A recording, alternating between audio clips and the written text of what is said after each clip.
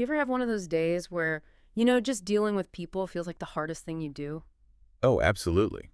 Whether it's at work or maybe even at home, right? Exactly. Getting through to someone, influencing them, connecting, it's a constant challenge. It really is. Well, today we're doing a deep dive into that very thing. We're digging into some honestly timeless ideas about human relations. And we're using a classic source, right? Dale Carnegie's How to Win Friends and Influence People. That's the one, a legendary book. And the backstory is pretty interesting. Carnegie, he actually started out teaching public speaking. That's what he thought was the big skill people needed. Hmm. But then he noticed something with his adult students. They needed something else even more. What was that? Basically, the fine art of getting along with people. And he was really upfront about it, even admitted he needed that training himself. Wow, okay. That's pretty honest for someone who became, the guy for this stuff. It makes his insights feel more grounded, I think. And there's actual data behind this idea too, isn't there? Oh, definitely. Some pretty major research came out back then. The Carnegie Foundation, University of Chicago, YMCA schools, they all looked into it. And what did they find? Something pretty staggering, actually. They found that about, 85% of financial success. It wasn't just about what you knew, your technical skills. 85%. So what was it? It was personality, your ability to deal with people, people skills. That's huge. And it's the kind of thing schools don't really teach, do they? Not usually, no. It leaves this massive gap. Right. So that's our mission today, really, to try and bridge that gap, give you some practical, actionable stuff straight from Carnegie's work. Yeah, he did a ton of research, read biographies of leaders like Theodore Roosevelt, Yeah. interviewed people like Marconi, Edison, FDR. So he really dug deep. We're basically giving you the highlights, the shortcut to better human connections, tools you can actually use. Exactly. Practical tools. Okay, so let's get into the foundations. Mastering yourself, understanding others. You mentioned Carnegie had this unique way of developing these ideas, like a secret lab. Yeah, you could call it that. It wasn't just him sitting in a room thinking.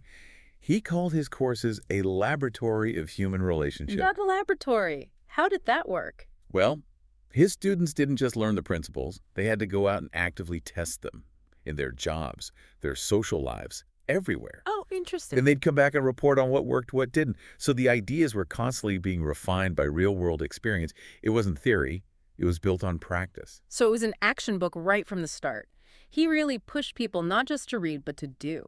Absolutely. He talked about needing a deep, driving desire to learn and really committing to it. He even did it himself. How so? He apparently reviewed his own interactions every Saturday night, like what went well, what didn't, how he could improve. It wasn't just about learning tricks. It was about forming new habits, a whole new way of life. Okay, that makes sense. So where does he start? What's the first big principle? Well, the first one is pretty fundamental and maybe a bit counterintuitive for some. It's the futility and danger of criticism. Ah, criticism. Yeah, that feels like our go-to sometimes, doesn't it? But he says it's futile and dangerous. That's right. He really dives into human nature here. His point is that almost nobody blames themselves for anything, Oh. really, Even when they're clearly wrong. especially then, maybe. He uses some stark examples like Two-Gun Crowley, this infamous killer. Facing execution, he claimed he was just defending himself. Wow. And Al Capone saw himself as a misunderstood public benefactor, if you can believe it. Seriously, Capone. Yep. And even warden laws from Sing Sing prison said the inmates rarely saw themselves as bad people. They could always rationalize why they did what they did. Okay, so if even hardened criminals don't blame themselves, what chance do we have criticizing, regular folks we deal with every day? Exactly Carnegie's point. Oh. Criticism is futile because it just puts people on the defensive immediately. It makes them justify themselves. And dangerous because... Because it wounds their pride. It hurts their sense of importance, which we'll talk more about later, and it brews resentment. It doesn't inspire change, it just builds walls. Makes sense. Like poking a bear. Kind of. And B.F. Skinner's research backed this up. The psychologist. He found animals, and humans too, learn much faster with rewards, not punishment or criticism. History seems full of examples too, right? You mentioned Theodore Roosevelt earlier. Yeah, there's that famous spat between him and President Taft. Roosevelt laid into Taft with criticism, but did it change Taft's mind? Let me guess. No. Not a bit. It just made Taft defensive, apparently justifying himself with tears in his eyes. The criticism just hardened his stance. And Lincoln, didn't he have a story about this? Oh, absolutely. A really powerful one. Young Lincoln was actually known for being quite cutting with his criticism and ridicule. Really? Yeah, early on. He even wrote anonymous letters mocking someone, and it led to him being challenged to a duel. Get out. A duel. Yep, a serious one. That whole lurid personal incident, as Carnegie calls it, taught him a massive lesson. After that, he almost completely stopped criticizing people publicly. So even when he had every reason to, like with his generals in the Civil War. Right. There's the famous story after Gettysburg. Mhm. General Meade didn't pursue Lee's army, let them escape. Lincoln was furious, drafted this scathing letter. But he didn't send it. Never said it. He'd learned that sharp criticisms and rebukes almost invariably end in futility. He understood it wouldn't achieve anything positive. So the takeaway here is don't criticize. Pretty much. Or at least understand it's usually ineffective and often damaging. Like John Wanamaker, the department store guy, said, it's foolish to scold. And didn't Confucius say something similar? Yeah, something like, don't complain about the snow on your neighbor's roof when your own doorstep is unclean. Basically, look at yourself first. Try to understand why people do what they do instead of just condemning them. Okay, so understand instead of condemn. That leads us nicely into building more positive interactions. If criticism is out, what's in? Well, that brings us right to principle number 2. Give honest and sincere appreciation. It taps into something really deep in human nature. Deeper than just wanting praise. Much deeper. Freud called it the desire to be great. William James called it the craving to be appreciated. Notice he used the word craving. A craving, like hunger or thirst. Exactly. He argued it's one of the most fundamental human urges, distinguishing us from animals.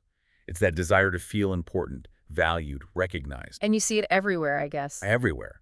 Carnegie mentioned his own father being super proud of the blue ribbons his hogs won. Or think about historical figures wanting grand titles, like Washington wanting to be called His Mightiness. It's universal. That desire for importance. Can it go too far? Oh, absolutely. Carnegie tells a story, I think it was Mary Roberts Reinhardt, about a woman who basically became an invalid for years just to get attention and feel important. Wow, that's extreme. And some psychiatrists even theorize that sometimes people might retreat into insanity to find the feeling of importance that the real world denies them. Okay, that's sobering. But it highlights the power here, doesn't it? It really does. If that craving is so strong, imagine the positive power you have when you genuinely satisfy it in others. Giving sincere appreciation isn't just nice. It can be transformative. Like with Charles Schwab, the steel guy. Perfect example.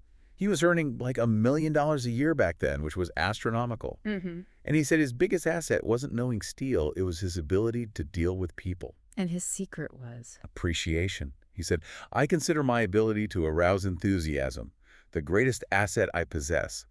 The way to develop the best is by appreciation and encouragement. He famously said he never criticized anyone. Never. That's discipline. It is. And think about it. How often do we do the opposite? We're quick to point out flaws, slow to offer praise. True. We see the negative impact, too, like that study on runaway wives. Right. A major reason cited was often just a lack of appreciation, feeling unseen, unvalued. And the Stevie Wonder story. That's amazing. Isn't it?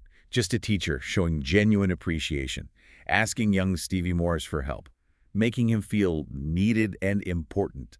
That little spark of recognition. But Carnegie makes a big distinction here, right, between real appreciation and flattery. Crucial distinction, yes. Flattery's shallow, it's insincere, it's selfish. It's what he called coming from the teeth out. People see right through it eventually. So what's real appreciation? It comes from the heart, it's genuine, it's specific, it's unselfish. You're actually seeing the good in someone and acknowledging it. General Obregon had a great quote. Don't be afraid of enemies who attack you. Be afraid of the friends who flatter you. Good one. Okay, so appreciate sincerely. What's next? Principle 3. Arouse in the other person an eager want. An eager want, so getting them excited about something. Essentially, yes. The core idea is simple. Mm-hmm. Everything you do because you want something. So if you want to influence someone else... You need to figure out what they want and connect your idea to that. Precisely. You have to make them want to do it. Talk in terms of their interests, their desires. Like Andrew Carnegie with his nephew's letters. Perfect example. Their mom begged them to write. Nothing happened. Andrew just slips in a PS saying he's sending them $5. And suddenly the letters flow. He tapped into their want the money. Exactly. Or the story of Stan making his son Tim want to go to kindergarten. Oh, yeah, the finger painting. That was close. He didn't push Tim. He made kindergarten seem like this exclusive club where you got to do cool stuff like finger paint. Tim ended up begging to go. Stan aroused an eager want. This works in business too, obviously, like Carnegie getting his hotel rent lowered. Right. He didn't whine about his budget. He focused on the hotel's interests, the money they'd lose if he left, the bad publicity of hosting lectures elsewhere. He framed it entirely around their potential losses and gains. Instead of just saying, I want a lower rent. Which rarely works. You see it in sales letters all the time. The ones that just talk about what we want get ignored. The ones that focus on what you, the customer, will gain are the ones that succeed. Like that Shell oil salesman, Mike Whidden, the guy with the messy service station owner. Yeah, great story. Mike couldn't tell the guy to clean up effectively. Nothing worked. So what did he do? He just took the manager to see a brand new, sparkling Shell station. Didn't say much. Just let the manager see it. Ah! And the next time Mike visited, the manager's station was spotless. Sales went up. Mike hadn't ordered him. He'd sparked an eager want in the manager to have a station like that shiny new one. He made him want to improve. Subtle but powerful. Okay, moving on. Principle 4. Become genuinely interested in other people. Sounds simple, but maybe not easy. It sounds incredibly simple, yeah. But think about how often we fail at it. Remember that telephone company study? The one about how often people say I. That's the one. It just shows our natural tendency is towards self-focus. Carnegie believed that people who aren't genuinely interested in others face the biggest hurdles in life and cause the most harm. And Theodore Roosevelt pops up again here as a good example. He does. He apparently made a rare effort. Before meeting someone, he'd find out their interests. He could talk cattle with a cowboy or local politics with a governor because he'd done his homework. That takes effort. It does. But imagine how it made people feel. And he didn't just do it with VIPs. He remembered the names of White House staff, asked about their lives. That builds incredible loyalty and connection. Like that Johnson & Johnson rep, Sykes. He saved a client just by listening. Yeah, the client was furious, ready to walk. Sykes didn't argue. He just listened intently, showed he understood the guy's complaints about feeling overlooked. That genuine interest completely turned the situation around. It's often the small things, too, isn't it? Remembering a birthday, a genuinely enthusiastic greeting. Absolutely. That manager hiring the PhD just because his voice on the phone sounded glad to hear from me. That tells you everything. It's about conveying warmth and genuine interest. But it has to be sincere. Like the story of the nurse with the lonely boy on Thanksgiving. Right, Martin Ginsburg. She didn't just do her job. She showed real interest in him when he felt totally alone. That sincerity is key. Yeah. You can't fake genuine interest for long. So true. Which actually leads quite nicely into the next one. Principle 5, smile. Ah, the smile. So simple, so powerful. Carnegie says it's more important than clothes. He did. And Charles Schwab, him again, apparently thought his smile was worth $1 million. A real smile, Carnegie says, communicates instantly. I like you. You make me happy. I'm glad to see you. It's like how a dog greets you, right? Pure, unadulterated joy. Or a baby smile. Exactly. It's infectious and breaks down barriers. And there's psychology behind it, too. Professor McConnell found that people who smile tend to manage, teach, and sell more effectively. They even raise happier kids. It just conveys positivity, I guess, makes people more receptive. Definitely. More warmth comes through in a smile than a frown. And it works even if people can't see you, like on a phone. Your smile comes through in your voice. I like that story of the stockbroker who made a conscious effort to smile more. Yeah, he just decided to try it, smiled at his wife, his colleagues, clients, even strangers. And it actually worked. He said it brought him more happiness and literally more money every day. People smiled back, interactions changed, his whole outlook improved. There's that old Chinese proverb, too, isn't there? A man without a smiling face must not open a shop. It underlines how fundamental it is in human interaction, especially in business. A smile costs nothing but creates so much. Okay, let's shift into guiding and influencing people more directly. What's principle 6? This one's huge. Remember and use a person's name. Why is that so important? Because, as Carnegie put it, a person's name is, to them, the sweetest and most important sound in any language. It's core to their identity. It makes you feel seen, Yeah, recognized. exactly. Think about Jim Farley, the guy who helped FDR get elected. He supposedly knew 50,000 names. 50,000? How? Incredible memory, sure, but also effort. He connected names with faces, families, jobs. When he wrote Dear Bill, Bill felt personally acknowledged by a major political figure. That's powerful. Even Carnegie used this as a kid with rabbits? Yeah, cute story. He got kids to feed his rabbits by naming the bunnies after them. Later, in business, he named the merged company after George Pullman, the guy he needed to win over. Smart move. And FDR himself did this, remembering names. Yep, even took the time to learn and use the names of the mechanics who worked on his car. Imagine the impact on those guys. It showed respect. Napoleon III apparently had a system for it. What was his trick?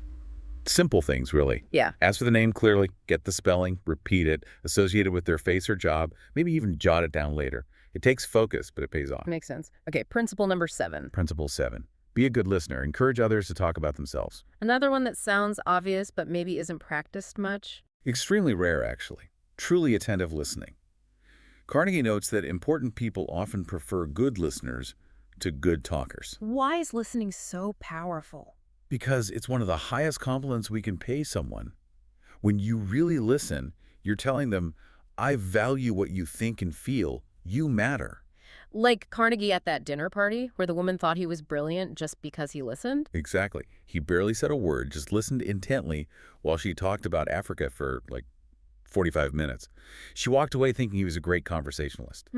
That's brilliant. And the department store manager saving the customer. Yeah. The clerk dismissed her complaint about the coat. The manager just listened patiently, let her vent, showed understanding, saved a valuable customer just by listening. It can even help relationships, like with the teenager. Right. Barbara Wilson and her daughter, Lori. The mom realized she was always lecturing, never listening.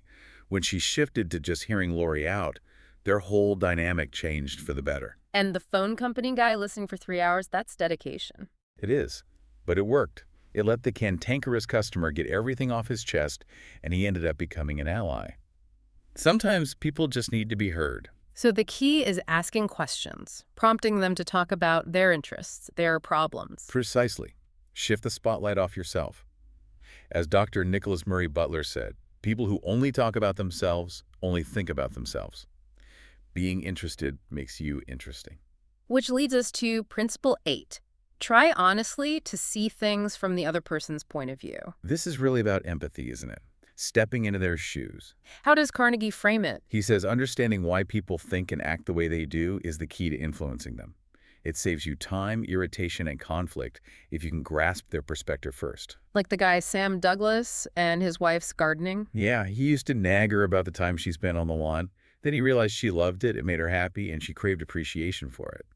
Once he saw it from her view, started helping and complimenting. Happier home life. Much happier.